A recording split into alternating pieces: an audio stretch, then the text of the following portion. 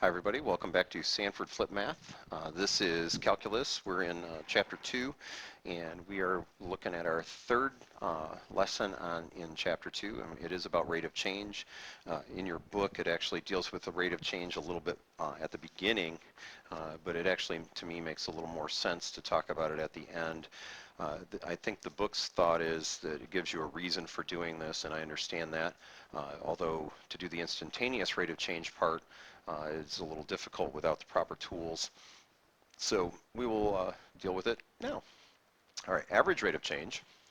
And if you think about rate, you should be thinking about a change in something, some quantity, over a change typically in time. It doesn't have to be a rate with respect to time, but usually it is. It could be a rate, the number of pancakes per plate is a rate. And if you're talking about, 3 pancakes for every plate, that is a rate. But if you're talking about the number of pancakes made per hour by a cook, then that would be typically what we think of as a rate. But so lots of time, many times the quantities when we talk about rate of change or rate is with regard to time. So there's change in something with regard to time. Often it is the change in distance with regard to time. Change elapsed time, not like the time that your watch says, but how much time has gone by. And so in that case, we might be talking about like miles per hour. And the idea is the number of miles divided by the number of hours. And so that word is, that word per basically means divided by. I mean, that's how it gets implied in mathematics. Okay? So an average rate of change, usually when we think of average, we think of take a bunch of numbers, add them up, divide by however many you had. That's oftentimes what we do.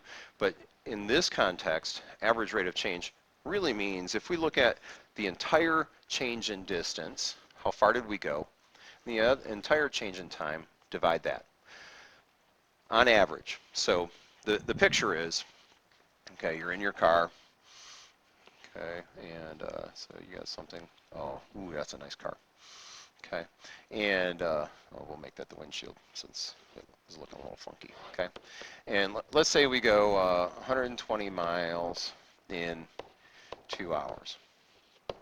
On average, the average speed, the average velocity, the average rate of change, that's my abbreviation for rate of change, since of is a little word, it gets a little letter, we would do 120, the change in distance, over 2 hours, so the change in time, so 60 miles per hour, and if you want to do mph, that's fine too. Okay, so then the question becomes, does that mean for the entire 2 hours we were driving at exactly 60 miles per hour?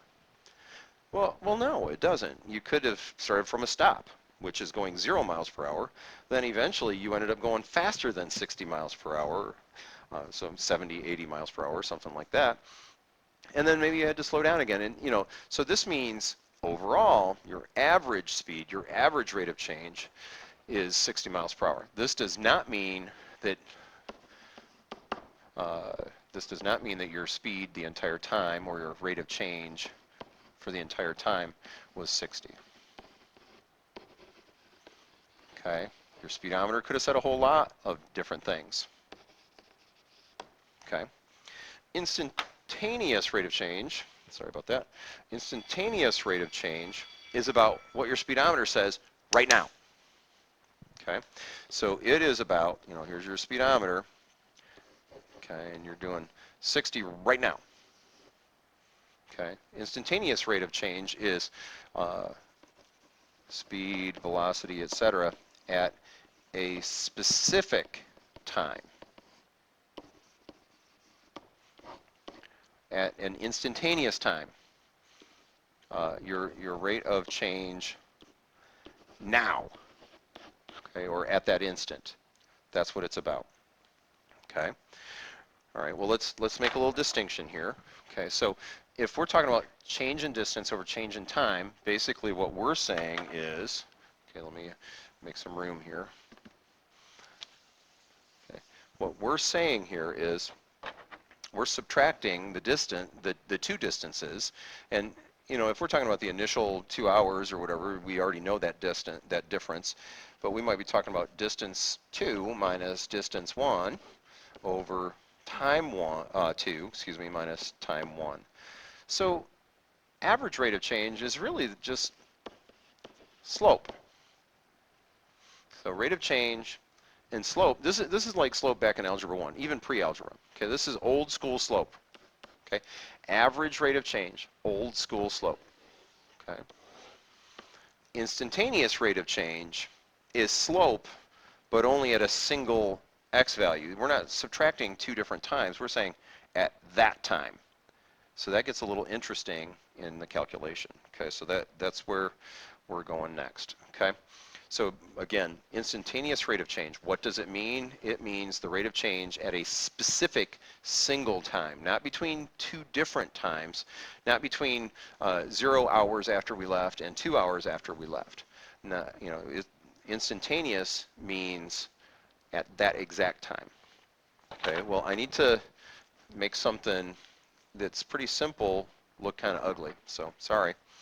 If I take y2 minus y1 and do x2 minus x1, if these two were the same exact thing, like that same time that I'm talking about, okay, we could call it t1 and t2 if you want. If I do x1 minus x1, the distance at that same time would also be the same. And this ends up being, well, y1 minus y1 is 0, or does that mean that every single time I'm looking at instantaneous velocity, it's indeterminate? Kind of like undefined. I mean, it doesn't mean that at all, because obviously my speedometer set a certain speed at a certain time, so that can't be it. Okay, so what we need is a slightly different way to find this quantity. Okay, so what I'm going to do is play around a little bit. Worth noting that y is another way to write x. So I could write this x2, f of x2 minus f of x1, just like that. And I'm still doing x2 minus x1. Now, ultimately, what I'd like to do is find a way to get these two to be the same x value. Well, what I'm going to do is I'm going to rewrite x2 a different way. I'm going to say x2 is x1 plus some amount. Okay, so here, here I have some lovely graph. Okay, here's x1, here's x2, and if I'm looking, for slope, then again, this will be y1 and this will be y2. The idea here is, that was fun, it was right in my ear. Sorry, I got to get rid of that. Okay, there we go. I could find the, I don't know how far apart these are. Let's call that h. This guy right here would be x1 plus however far that is. Okay, so x2 is just x1 plus some value. And I could have x2 over here, and then it would just be plus a negative value. Okay, so don't let that freak you out. I'm not trying to be too specific here. Okay. All right, so that means I'm developing a formula here, so don't freak out. I'm just trying to show you where this ugly version comes from, and then we'll talk about why it has to be that. Okay. Okay, so instead of writing x2, I'm going to write x1 plus h. Okay, so same slope formula, f of x1 plus h minus f of x1. So here's x2 again, minus x1. So this is just x2 in disguise. So just to do a little quick recap here, this is just y2 minus y1 over x2 minus x1. That's all that's happening. This is still slope. Okay, and I know you're saying to yourself, why? That's all right, we'll get there. Okay? Okay, one more thing, well, two more things we're going to do. So f of x1 plus h minus f of x1 over, now if I'm doing x1 minus x1, isn't that really just h? Okay, I got one more thing to do, and then this formula is done, and we'll again do something with it. Okay? All right. So all I'm going to do is, remember the goal was to talk about a single x value, a single t value, a single time. Well, if that's true, then I really don't want there to be a difference between those two x values. In other words, I want this distance to go away. I want these to be the same, these to come together. Okay, I want x1 and x2 to be the same thing. And the only way that's going to happen is if that distance h, we want it to not be there. So we want that distance to go to 0. Okay, well, how are we going to do that? We're going to do the limit as h approaches 0 of that big ugly thing. Now, big ugly thing is called the difference quotient. Now, since I'm only really talking about a single x value, I'm just going to call it x. I don't really need to make a distinction between x1 and x2. I just say it's just x. Okay, and I mean you can keep the x1 if you want. In your calc book, it actually uses an a. Okay, so don't freak out if you see that. It's the same thing. They're just saying a specific x value, a specific number, and they actually use a here, and then later on they switch it to an x in chapter 3. And I'm going to say I'd rather just go ahead and start with an x now, and we'll get used to it. And then later on, you know, as we need to substitute, we can just substitute. Okay. All right. So again, all this is y2 minus y1 over x2 minus x1. Remember, this was really x1 plus h minus x1, and then the x1's subtracted away. Okay, that's how to find instantaneous rate of change. So this is instantaneous rate of change. This is slope at a point. This is not slope at 2 points. This is slope at a single point. Okay, this is slope of a tangent line. Now, I don't mean tangent like trig. I mean tangent like, let's say you have some cute little graph, and they ask you, hey, what's the slope of the tangent line to y equals x squared or something?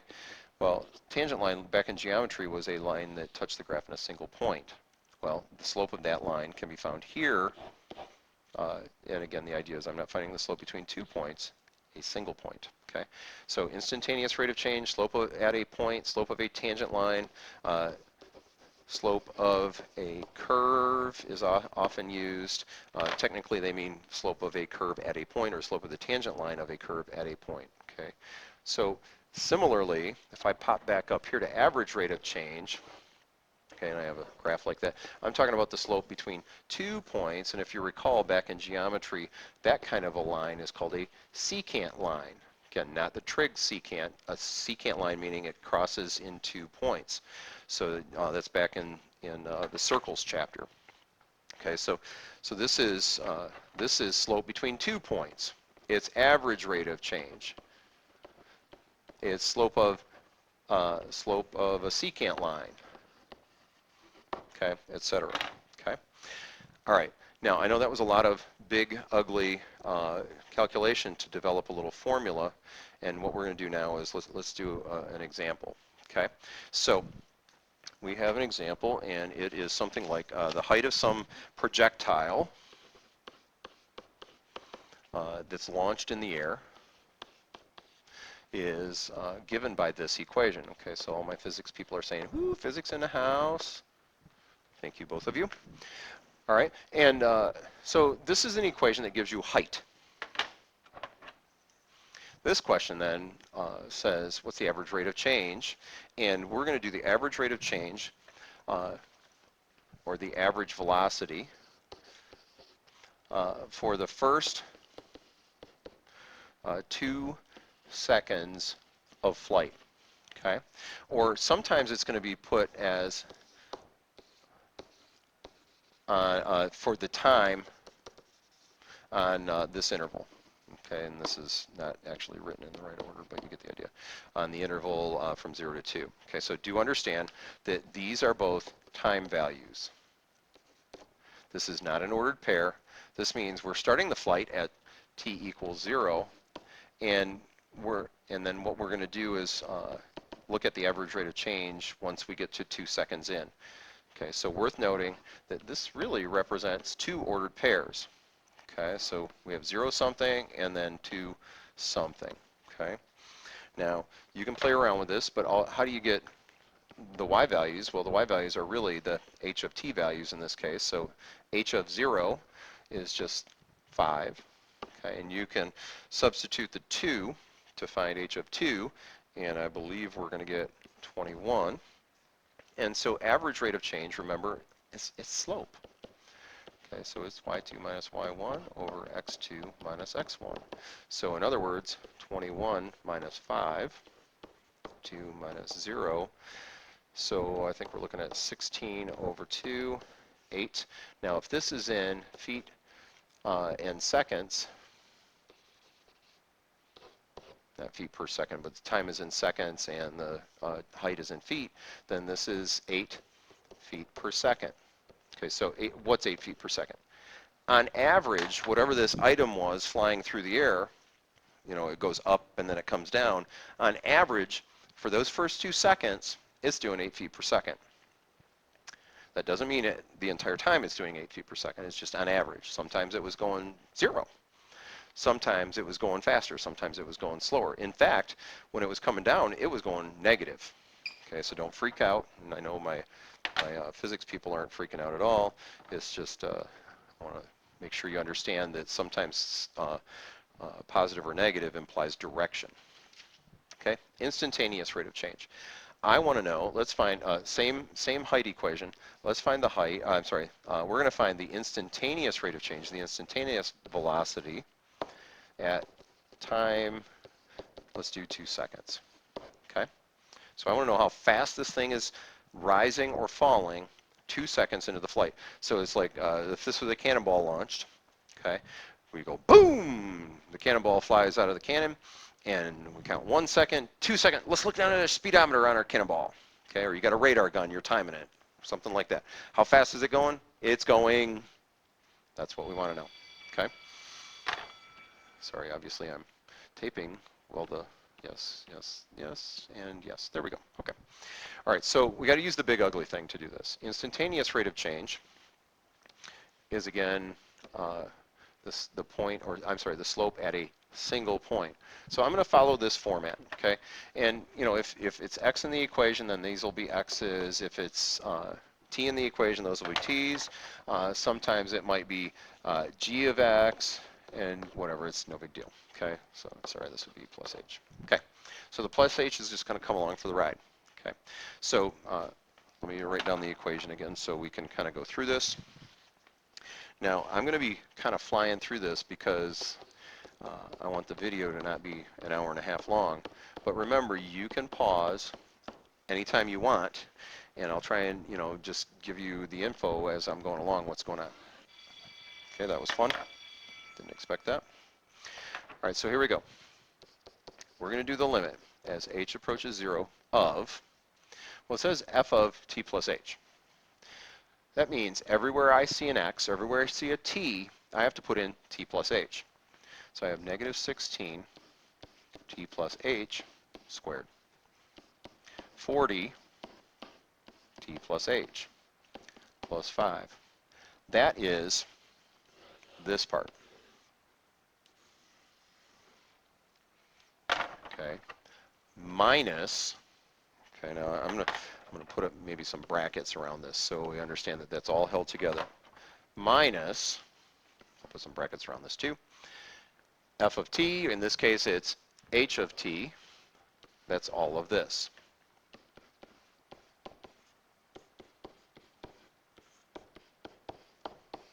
Don't let this guy fool you. He's not going to stop me. All right, so I'll just get him out of the way, but I know that when I'm done with this example, we're done. Okay, all over h. Okay, so again, just a quick recap. All of this stuff in black here, okay, all of this stuff was the f of x plus h. Okay, so all of this, there we go, is this. Okay, all of this. Okay, this is going to make it hard to read, so I'm going to get rid of it in just a second. Is this. Okay, and then the h is the h. The limit as h approaches 0, h approaches 0 this time, is this. Okay, so I'm going to back that back out of there, but I just want to kind of color coordinate things so you see where it all came from. Okay, from where it all came, I guess would be better grammar. All right, so what we're finding is instantaneous rate of change, and we just need to simplify the top. That's all we need to do. Okay, now there's a whole bunch of hoopla that has to happen to make that, happen. For instance, this is t plus h times t plus h, which needs to be distributed, or some of you like the acronym FOIL. So t times t, this is times itself. So this is t squared plus 2th plus h squared. I have to distribute the 40. I have to distribute this negative. Remember, this is like a negative being distributed across all of this. Everything in here is being subtracted, so minus negative. So plus 16t squared, minus positive 40, minus 5. A lot of people make mistakes there. It's super easy to make mistakes. There are lots of details there. Okay, I still need to distribute. Okay, I haven't taken the limit yet, so I still have to write the limit. Okay, so again, here we go. Negative 16. Whoop. That's not plus. That is minus, because I'm distributing a negative 16, so minus 32, minus 16. Okay, so lots of stuff here.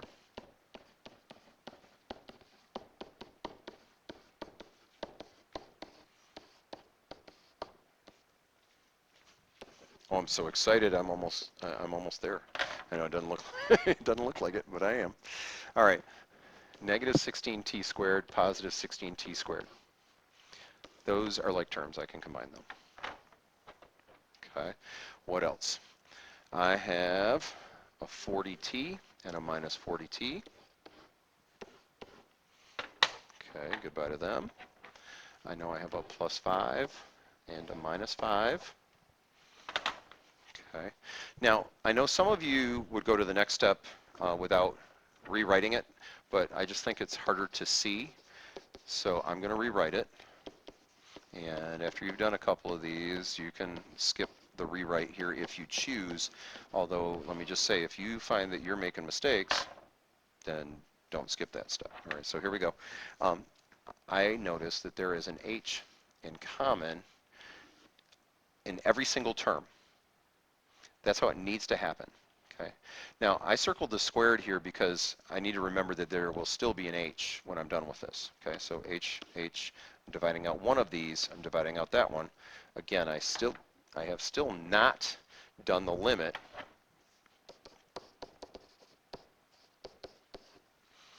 So this is now negative 32t minus 16h plus 40. Okay, now, here's the thing. Every single step before this had an h in the denominator. And I can't just substitute in 0 into a, I can't substitute anything into a denominator that's going to make the denominator end up equaling 0. And so finally, the denominator is gone. Now I can actually do a limit by substituting. Well, remember, I'm substituting h, not t. That ain't it. Okay? So that was my grammar lesson for the day. Don't talk like that. Okay? So this isn't it, right? This is t, that's not h. Okay? So if I substitute 0 in for h, this whole thing goes away. I've actually done the limit now. I can stop writing limit. Yes! Now, what this is this is an equation that gives me instantaneous rate of change for any t value I want. For any t value I want. Well, if you recall, back at the beginning of this craziness, yep, there it is, I was looking for the instantaneous velocity or instantaneous rate of change at 2 seconds. Okay, let's pop back down. So I want to know at time equals 2. So we're just going to substitute in that 2 right there. So this becomes negative 32 times 2. That was the whole point of doing all that silliness. times 2 plus 40. Okay, so this is now negative 64 plus 40 is negative 24 feet per second. So what's that mean? Okay, again, why negative? Okay, so I have something that's actually launched out of the cannonball. And yeah, that was nice. This should be a little more symmetric, sorry. I know it's bugging me now. Sorry, my CDO kicked in. Sorry, OCD in alphabetical order, as it should be. All right, so the idea is that at 2 seconds, maybe this is the time, it's actually going down. Okay, so don't freak out for a velocity that's negative.